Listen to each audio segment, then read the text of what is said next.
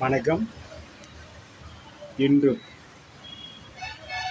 இந்த குரோதி வருடத்தினுடைய புரட்டாசி மாதம் 2ஆம் தேதி புதன்கிழமை. இன்று முதல் இந்த பிரதமை திதி, இந்த பிரதமை திதி முதல் மகாலயபட்ச, அதாவது மூதாதையர்களை வழிபாடு செய்ய உகந்த நாட்களாக இன்று முதல் ஆரம்பிக்கிறது.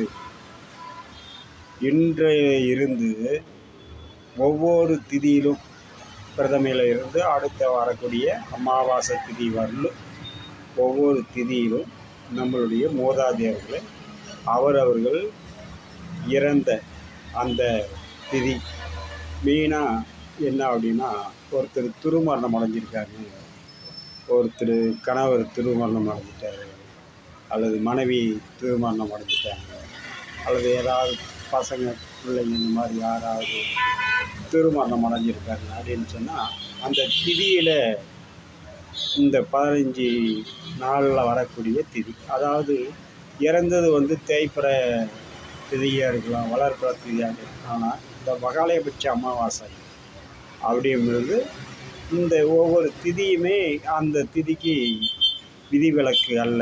அதுக்கு நீங்கள் இந்த திதியிலேயே அவங்க இறந்த திதி, அது தேய்பிறையாக இருந்தாலும் பரவாயில்ல, வளர்பிறையாக இருந்தாலும் பரவாயில்ல, நீங்கள் அந்த திதியில் அவங்களுக்கு திதி கொடுத்து வழிபாடு செய்யலாம்.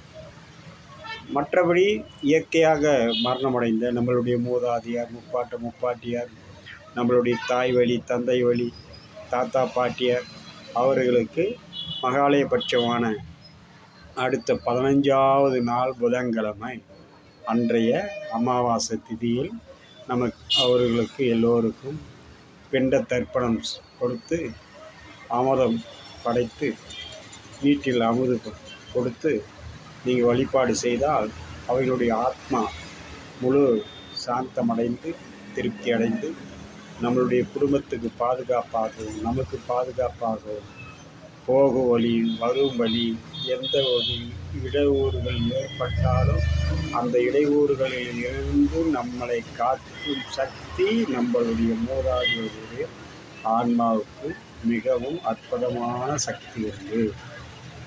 ஆனால் ஒரு சம்பவம் நடக்கும் வரை அதை பற்றி பெருசாக தெரியாது. ஆனால் அது ஒரு நன்மையாக நடக்கும்போது தான் நமக்கு அப்பா யாரோ ஒரு கடவுள் புண்ணியத்தில் யார் செய்த புண்ணியமோ இந்த கண்டத்துலேருந்து தப்பிச்சிருத்தேன், இந்த பிரச்சனையிலேருந்து விடுபட்டுட்டேன் அப்படிங்கிற மாதிரி நம்மளுடைய எண்ணம் சொல்லும். அதனால் ஏதாவது ஒரு தீங்கு வந்துச்சுன்னா எங்கேயோ தவறு நடந்து போச்சு அப்படிங்கிற மாதிரி நம்மளுடைய மனசு, ஆள் மனசு சொல்லும். இந்த மாதிரி பிரச்சனைகள்லாம் வராமல் இருப்பதற்காக தான் மூதாதையர் காலத்தில் இருந்து, முன்னோர் காலத்தில் இருந்து நம்மளுடைய சான்றோர்கள் எல்லாம் வழிவகையாக வகுத்து வச்ச இந்த மகாலயபட்ச திதி.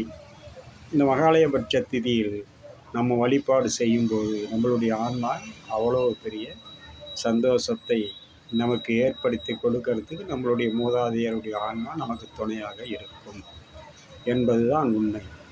ஆகவே நீங்கள் எல்லோரும் இன்று முதல் ஒவ்வொரு திதியிலும் அந்த மாதிரி திருமணம் சம்பவித்தவர்களுக்கு அந்த திதியில் வழிபாடு செய்யலாம். இயற்கை மரணம் அடைந்த மூதாதையார், நம்மளுடைய முப்பாட்டியார், தந்தை வழி வந்த உறவுமுறை, தாய் வழி வந்த உறவுமுறை, அவர்களுடைய ஆத்மா சாந்தமடைய அடுத்து வரக்கூடிய உங்களுடைய ஒவ்வொரு நாட்களிலும் நீங்கள் பிண்ட தர்ப்பணம் செய்யலாம். அல்லது மகாலயபட்ச அமாவாசையான 15ஆவது நாள், புரட்டாசி 16ஆவது நாளில் வரக்கூடிய நாள் புதன்கிழமை, அன்றைய நாள் நீங்கள் அங்கே அவரவர்கள் இருக்கும் இடத்தில், ஒருத்தருக்கு காவேரி கரை பக்கமாக இருக்கும், காவேரி ஆறு பக்கமாக இருக்குது, ஒருத்தருக்கு குளக்கரை பக்கமாக இருக்குது, ஒருத்தருக்கு கடல் பக்கமாக இருக்கும், அவருக்கு எந்த இடம் உகந்ததோ அந்த இடத்தில் அவர்களுடைய நீங்கள் பிண்ட தர்ப்பணம் கொடுத்து அவர்களுடைய ஆத்மாவை திருப்திப்படுத்தி நீங்களும் சந்தோஷமாக இருக்க, உங்களுடைய இல்லத்தில் நற்காரியங்கள் தடையின்றி நடைபெற எல்லோரும் வழிபட வேண்டிய இந்த மகாலயபட்ச அமாவாசை திதியை நீங்கள் எல்லோரும் கடைப்பிடித்து வாழ்வாங்கு வாழ வேண்டும் என வேண்டுகிறேன். அடுத்த பிரதமை திதியான 17ஆம் தேதி, அதாவது புரட்டாசி 17ஆம் தேதியோடு இந்த மகாலயபட்சம் அமாவாசை, அதாவது அந்த திதி முடிவடைகிறது. அதில் அமாவாசையில் எல்லாம் சிறப்பு. சில பேர் வந்துட்டு அமாவாசைக்கு அடுத்த நாள் அந்த பிரதமையிலும் அந்த திதி கொடுப்பது உண்டு. ஆனால் பெரும்பாலும் அந்த அமாவாசையவே எல்லோரும் கடைப்பிடிக்கிறார்கள். ஆனால் திருமரணம் சம்பவித்தவர்கள் பெரும்பாலும் இந்த 15 நாட்களில் இன்று முதல் வரக்கூடிய அமாவாசை திதி வரை உள்ள 15 திதிகளில் யார் எந்தெந்த திதியில் இறந்தார்களோ அந்தந்த திதியில் அவர்களுக்கு தர்ப்பணம் கொடுத்து வழிபடுவது மிகவும் சால சிறந்தது என்பதனை உங்களுக்கு நான் பஞ்சாங்கத்தின் மூலமாக மூதாதையர்கள் வகுத்து வச்ச அந்த அடிப்படையில் நான் உங்களுக்கு தெரியப்படுத்த விரும்புகிறேன்.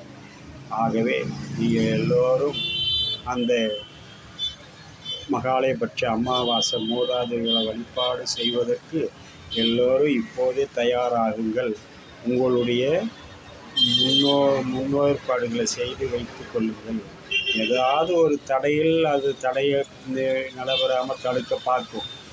ஏன் அப்படின்னா காலகாலமாக தடை செய்துக்கிட்டே இருப்பவர்கள் இருக்கார்கள், திதி கொடுக்காமலே இருப்பவர்கள் இருக்கிறார்கள். அவர்கள் கொடுக்கலாம் என்று இம்மனசால் என்னால் கூட அந்த நேரத்தில் ஏதாவது சிறு தடைகள் வந்து அது திதி கொடுக்க முடியாமல் போகலாம். ஆகவே எந்த காரணத்தை கொண்டும் நீங்கள் ஒரு முடிவெடுத்து இந்த திதி நாம் கொடுக்க வேண்டும் என்று முடிவெடுத்து விட்டால் அதில் முடிந்தவரை அந்த தடையெல்லாம் பொருட்படுத்தாமல் அந்த திதியினை ஒரு மனதோடு செய்து வேண்டும்.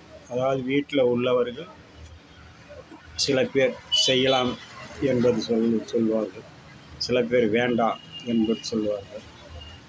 வேண்டா வெறுப்பாக வீட்டில் உள்ள பெண்கள் விருப்பப்படுவார்கள், ஆண்கள் விருப்பப்பட மாட்டார்கள். ஆண்கள் விருப்பப்படுவார்கள், பெண்கள் விருப்பப்பட மாட்டார்கள். அப்படி ஒரு திதி கொடுப்பதால் பெரிய அளவுக்கு பலன் கிடைப்பது இல்லை.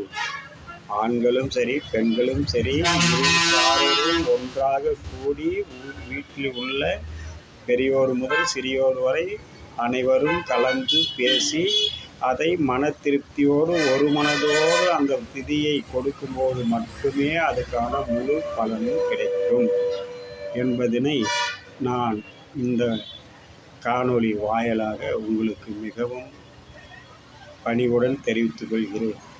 ஆகவே நீங்கள் ஒரு மனதோடு மனம் முகந்து இந்த திதியினை கொடுத்து அவர்களுக்கு படையிலிட்டு வழிபட உங்களுடைய அனைத்து பிரச்சனைகளும் நோய்வாய்ப்பட்டிருக்குதா, உடல் உபாதைகள் அதிகமாக இருக்கிறதா, அல்லது வீட்டில் ஏதாவது ஒரு சுபகாரியம் தடைப்பட்டுக்கிட்டே இருக்குதா, அல்லது வீடு மனை அமையாமல் தடை ஏற்பட்டு கொண்டே இருக்கிறதா, அப்போது அவைகளுடைய மூதாதையர்களுடைய ஆன்மா சந்தோஷம் அடைந்து திருப்தி அடையும் போது உங்களுடைய கோரிக்கைகள் அனைத்தும் நிறைவேற்றப்படும் என்பதனை நான் இந்த காணொளியாக மீண்டும் உங்களுக்கு தெரியப்படுத்த விரும்புகிறேன். நன்றி.